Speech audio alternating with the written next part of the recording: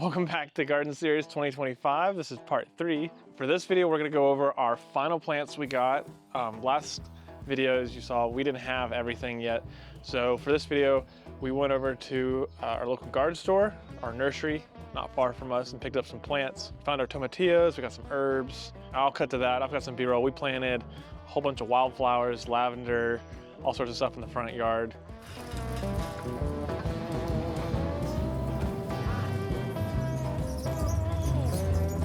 We even have a surprise appearance from a plant we put the seeds in last year.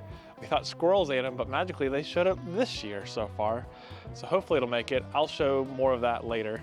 But now we're gonna jump over to Haley and she's gonna show you the pruning process we've now had to start doing because our plants have taken off with all the spring rain. All right, so here's the process we're gonna do for pruning our tomatoes this year. One thing that we wanna try is to have about 6 inches from the ground up to the plant and take off all of the stems, because last year what we found was there were so many stems growing at the bottom and then it just created so much chaos with the tomatoes. So the more research we have done, we have found to try to keep the bottom part of your tomato plant clear of any other stems.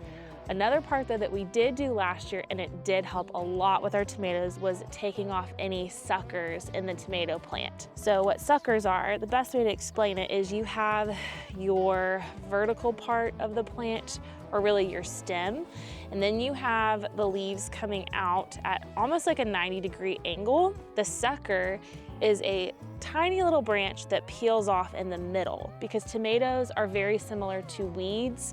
And so if you let those suckers continue to grow, it's just gonna add a lot of extra parts to your tomato plant that you don't want. So all you need to do is, if you have some shears, you just snap off the middle piece, so that branch that's going through the midway or 45-degree angle. And then you can kind of see there's really tiny ones right here, so I'm gonna go ahead and peel those off too, but it's very helpful to take off any of your suckers. And then what I also do as our plants grow is just to check for any weeds throughout the garden beds. And then with the pepper plants, any dead leaves you see at the bottom, you wanna clear those off as well. Part 1 of our pruning, we'll probably show a lot more as the plants grow. Right now, they're still really tiny, even though they've all probably, I'd say, at least double or tripled in size so far. It's always a little nerve-wracking when you plant it in the beginning, because last year we waited too late. Things kind of like froze and the heat kicked in. And the year before that, we planted kind of early, worried about frost. And this year we went early again, dodged the frost, and I think it's gonna pay off again. But now I wanna cut over to the B-roll. So we planted a whole bunch of wildflowers around our mailbox, but this was a little bit more tedious than I had planned on, because I realized we've been putting mulch around our mailbox and it's just been layering and layering on top of one another. So it's gotten like some kind of, I guess there's a lot of dead roots, fungus, weeds had taken over. So I had to weed whack it all down. Then I had to go till it all up and pull out tons of just like root balls and weeds. And once that was all done, we poured a whole bunch of fresh soil in it. Haley got a bag of wildflowers, seeds, lavender, and sunflowers. So we planted the wildflowers and the lavender. We mixed all the seeds up and poured them all in kind of like a U shape around the front of the mailbox. And then on the back, we planted all of the sunflowers.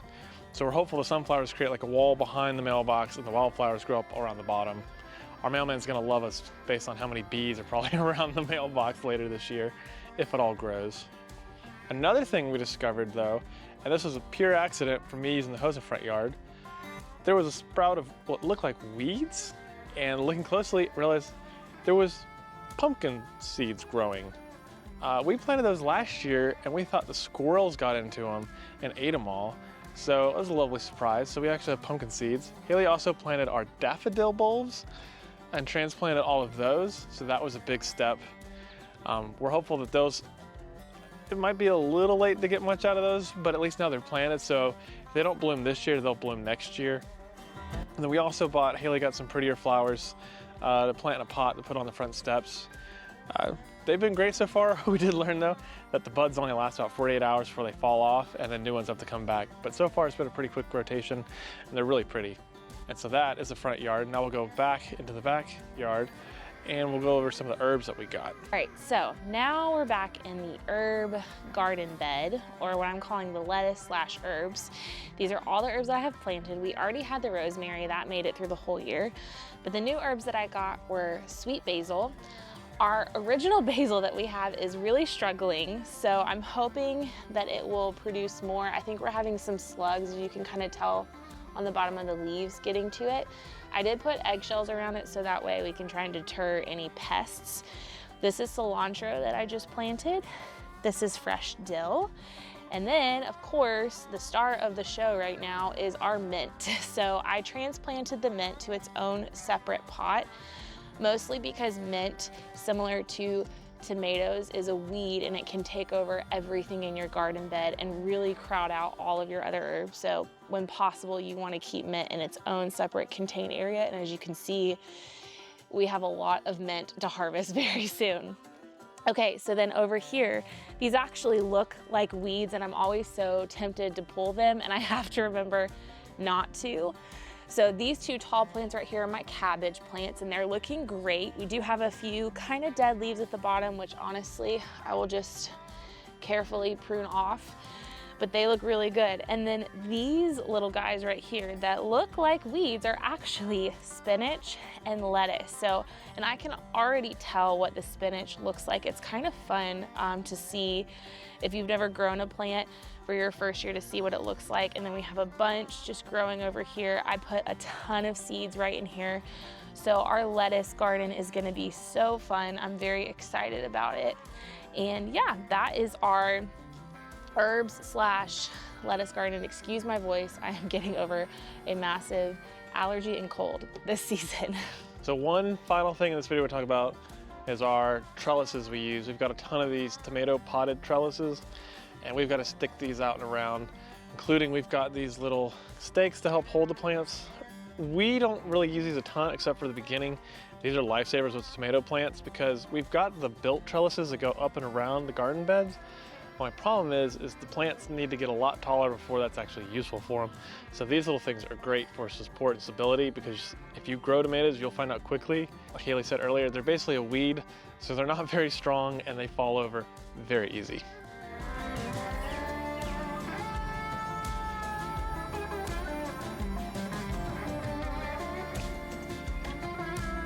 Okay, so that is part 3 of the garden for 2025. We'll keep making videos as the plants get taller, pruning, because we've yet to even do fertilizer. We even got some fungicide, which we learned last year we have to use on the tomatoes just because the nature of where we live. We can either have a lot of dry spells or we can have a ton of rain. And when you get a lot of rain and you have plants like tomatoes that can get very bushy, if you don't prune them well, which we've done in the past and made that mistake, you will get fungus that'll basically eat up the entire plant. So we've got fungicide this year, so we're ready to go. Hopefully I'm saying that correctly. But this is part 3 of our garden series 2025. See you in more videos. And like and comment below what you're planting in your garden bed this year. See you next time.